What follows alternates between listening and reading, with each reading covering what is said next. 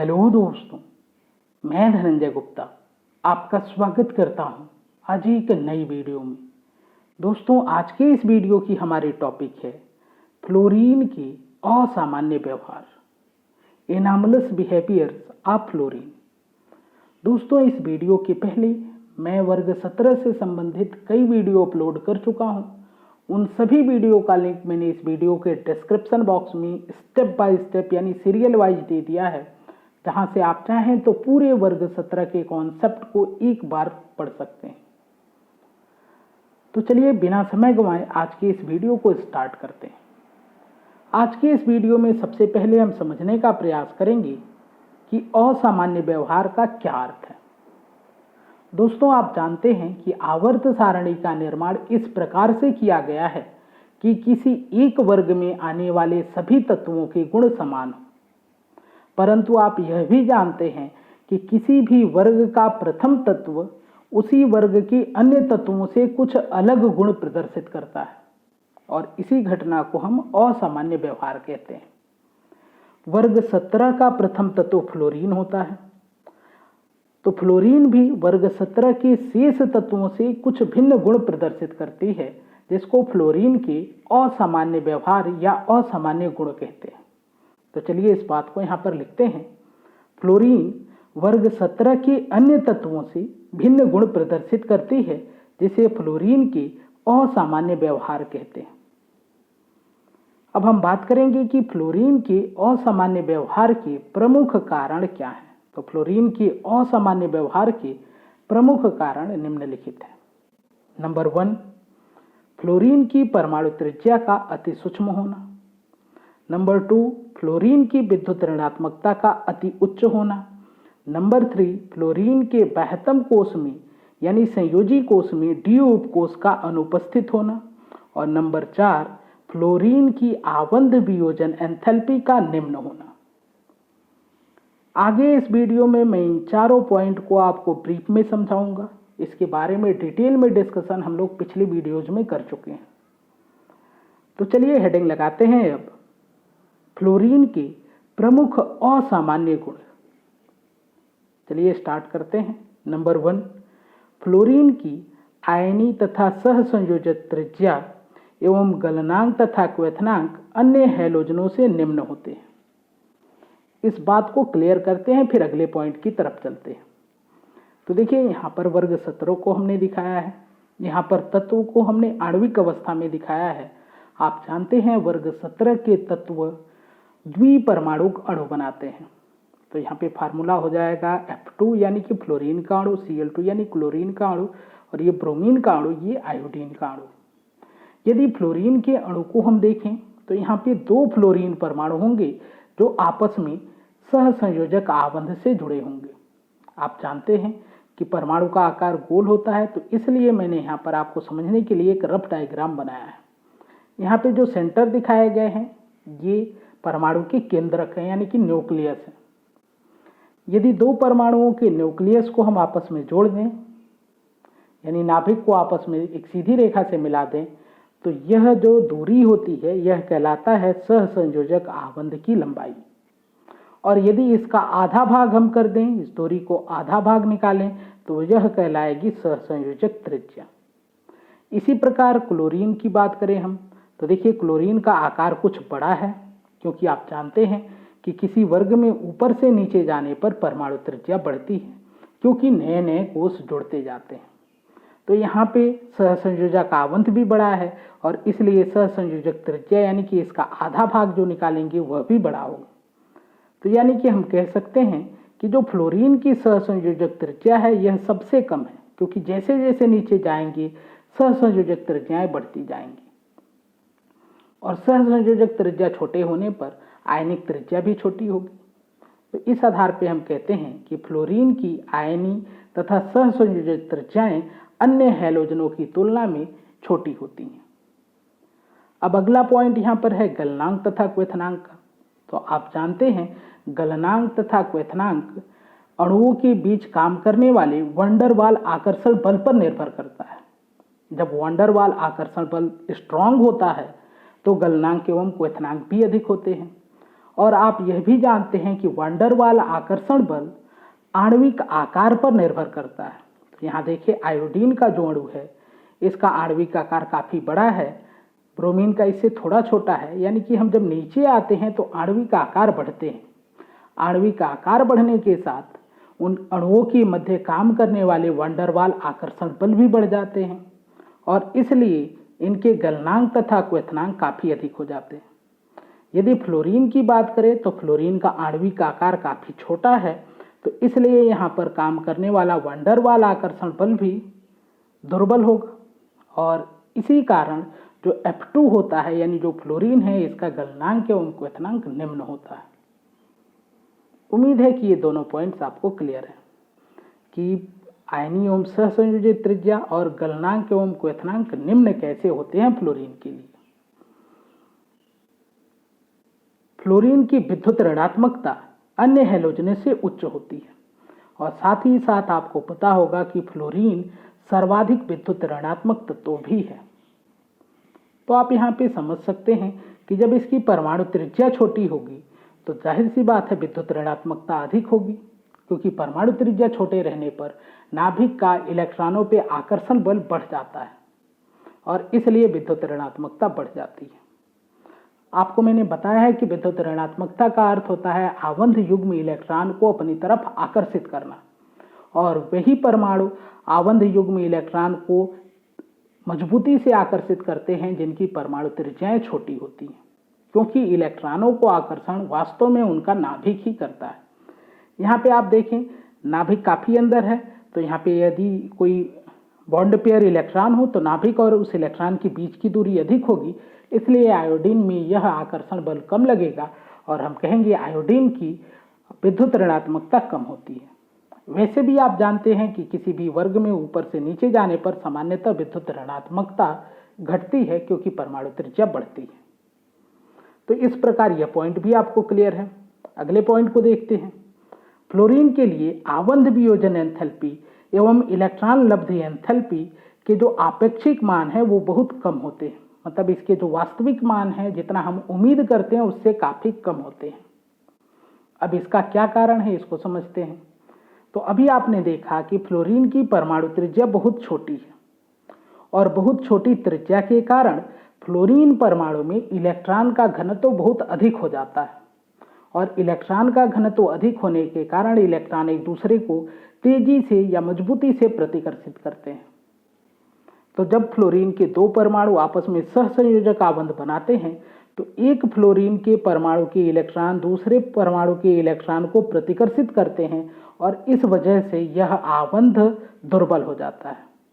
वैसे आप जानते हैं कि जिस आबंध की लंबाई कम होती है यानी जो आबंध छोटे होते हैं वे ज़्यादा प्रबल होते हैं, लेकिन यहाँ पर यह आबंध छोटा होते हुए भी दुर्बल है।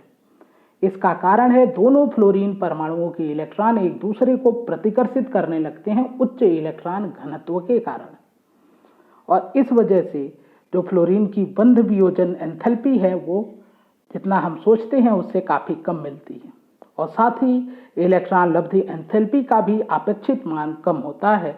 इसका कारण भी इलेक्ट्रॉन का घनत्व ही है।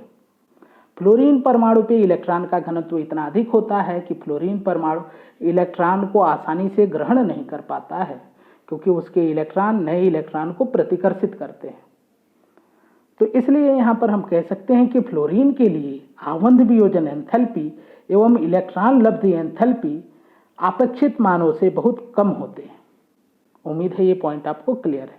तो चलिए अगले पॉइंट को देखते हैं। फ्लोरीन के लगभग सभी यौगिक आयनिक होते हैं। अब इसका कारण क्या है? तो अभी हमने पढ़ा कि फ्लोरीन की विद्युत ऋणात्मकता काफ़ी अधिक है और आप जानते हैं विद्युत ऋणात्मकता अधिक होने पर आबंध जो होगा वह आयनिक हो जाएगा। अन्य हैलोजनों के यौगिक भी आयनिक हो सकते हैं परंतु उनमें सहसंयोजक गुण भी होगा। क्यों होगा? क्योंकि आप जानते हैं अन्य हैलोजनों के जो आबंध होते हैं या अन्य हैलोजनों का जो आकार होता है वो बड़ा होता है और बड़े आकार के कारण विद्युत ऋणात्मकता कम हो जाती है और सहसंयोजक गुण बढ़ जाता है। अगला पॉइंट देखते हैं। फ्लोरीन की अधिकांश अभिक्रियाएं ऊष्माक्षेपी होती हैं। जिसका प्रमुख कारण दूसरे तत्वों के साथ इसके छोटे तथा प्रबल आबंधों का बनना है। तो जब फ्लोरीन परमाणु किसी दूसरे तत्व के साथ आबंध बनाता है तो आप जानते हैं फ्लोरीन की परमाणु त्रिज्या छोटी है और जो दूसरा परमाणु होगा उसके साथ बनने वाला आबंध छोटा होगा, क्योंकि परमाणु त्रिज्या छोटी होने पर आबंध भी छोटे बनते हैं और छोटे आबंध ज़्यादा प्रबल होते हैं। जब कोई नया आबंध बनता है तो वहाँ पे ऊष्मा उत्पन्न होती है और आबंध जितना ज़्यादा मजबूत होता है उतनी ही अधिक मात्रा में ऊष्मा उत्पन्न होती है। तो क्योंकि फ्लोरीन दूसरे तत्वों के साथ प्रबल आबंधों का निर्माण करता है तो इसलिए यहाँ पर जो मुक्त होने वाली ऊष्मा है वो भी काफ़ी अधिक होगी और इस आधार पे हम कहेंगे फ्लोरीन की अधिकांश अभिक्रियाएं ऊष्माक्षेपी होती हैं और इन अभिक्रियाओं में अत्यधिक मात्रा में ऊष्मा उत्पन्न होती है। क्लियर है? अगले पॉइंट की तरफ चलते हैं। फ्लोरीन अणु अन्य हैलोजनों से अधिक क्रियाशील है। अब इसका कारण क्या है? क्योंकि फ्लोरीन में जो सिंगल बॉन्ड है फ्लोरीन परमाणुओं के मध्य इसकी वियोजन ऊर्जा कम होती है तथा फ्लोरीन की विद्युत ऋणात्मकता उच्च होती है। तो आप जानते हैं यदि F2 का अणु लेंगे तो आसानी से यह परमाणुओं में टूट जाएगा और परमाणु बनने के बाद परमाणु अधिक क्रियाशील होंगे, क्योंकि एक बार ये आबंध टूट गया तो दोनों ही फ्लोरीन परमाणु अपनी अस्थायी अवस्था में पहुंच जाएंगे, जहां पर उनके बहतम कोश में केवल 7 इलेक्ट्रॉन होंगे और उनकी विद्युत ऋणात्मकता भी अधिक है, तो वो तेजी से इधर उधर अभिक्रियाएं करेंगे। इस आधार पे हम कहते हैं कि फ्लोरीन अणु की जो क्रियाशीलता है वो अन्य हैलोजन के अणु से काफी अधिक होती है। फ्लोरीन का मानक अपचयन विभव, जिसको आप मानक इलेक्ट्रोड विभव भी कहते हैं, अन्य हैलोजनों से उच्च होता है और यह कारण है कि फ्लोरीन एक प्रबल आक्सीकारक है। तो यहाँ पर आप विद्युत ऋणात्मकताओं के मान को देख सकते हैं, यहाँ पर आप इलेक्ट्रोड विभव के मान को देख सकते हैं। तो फ्लोरीन के लिए इलेक्ट्रोड विभव यानी मानक इलेक्ट्रोड विभव का मान है 2.87, ये पॉजिटिव वैल्यू में है। तो 2.87 वोल्ट है, जो कि आप देखें अन्य हैलोजनों की तुलना में काफ़ी अधिक है। और जब मानक अपचयन विभव या फिर आप कहें मानक इलेक्ट्रोड विभव का मान अधिक होगा तो उसमें अपचयन की प्रवृत्ति अधिक होगी, अर्थात फ्लोरीन एक प्रबल आक्सीकारक का कार्य करेगा। क्लियर है? अगले पॉइंट की तरफ चलते हैं। फ्लोरीन केवल ऋण एक आक्सीकरण अवस्था ही प्रदर्शित करती है, क्योंकि यह सर्वाधिक विद्युत ऋणात्मक तत्व है। अन्य हैलोजन ऋण 1 के साथ साथ धन 1, धन 3, धन 5, धन 7 आक्सीकरण अवस्थाएं भी प्रदर्शित करते हैं। इस बात को समझते हैं। तो इसका कारण है कि फ्लोरीन के बाह्यतम कोश में डी उपकोष अनुपस्थित है, क्योंकि यहाँ पर देखें आप बाह्यतम कोश दूसरा ही है, तो फ्लोरीन अपने अष्टक का प्रसार नहीं कर सकता। तो इसके पास एक अयुग्मित इलेक्ट्रॉन है, तो सामान्यतः फ्लोरीन एक आबंध बनाता है और क्योंकि यह विद्युत ऋणात्मक है तो या आप कहें सबसे अधिक विद्युत ऋणात्मकता है फ्लोरीन की, तो जब भी किसी परमाणु के साथ यह आबंध बनाएगा तो हमेशा इसकी आक्सीकरण संख्या -1 होगी। इसका कारण, पहला कारण कि केवल एक आबंध बनाता है सामान्यतः, और दूसरा कारण कि फ्लोरीन की विद्युत ऋणात्मकता सबसे अधिक है, इसलिए फ्लोरीन केवल ऋण 1 आक्सीकरण अवस्था ही प्रदर्शित करता है। जबकि अन्य हैलोजनों की बात करें तो अन्य हैलोजन अपने इलेक्ट्रॉनों को प्रमोट करके अपने अष्टक का प्रसार कर सकते हैं और इसलिए ये ऋण 1 के साथ धन 1, धन 3, धन 5 और धन 7 आक्सीकरण अवस्थाओं को भी प्रदर्शित करते हैं। यहाँ पर धन 1 की बात करें तो धन 1 हैलोजन इसलिए प्रदर्शित करते हैं क्योंकि जैसे यदि हम क्लोरीन का उदाहरण लें तो क्लोरीन यदि ऑक्सीजन से जुड़ेगा तो ऑक्सीजन की विद्युत ऋणात्मकता क्लोरीन से अधिक हो जाती है, तो वहाँ पे क्लोरीन धनात्मक आक्सीकरण अवस्था प्रदर्शित करने लगता है। लेकिन ऐसी कंडीशन फ्लोरीन के साथ नहीं हो सकती। यदि फ्लोरीन किसी परमाणु से जुड़ेगा तो हमेशा फ्लोरीन की ही विद्युत ऋणात्मकता अधिक होगी, इसलिए फ्लोरीन की आक्सीकरण संख्या माइनस में ही होती है और -1 ही इसलिए होती है क्योंकि फ्लोरीन में डी उपकोष अनुपस्थित है, तो वह अपने अष्टक का प्रसार नहीं कर सकता है। परंतु एक अपवाद है जिसको आपको बहुत ध्यान रखना है।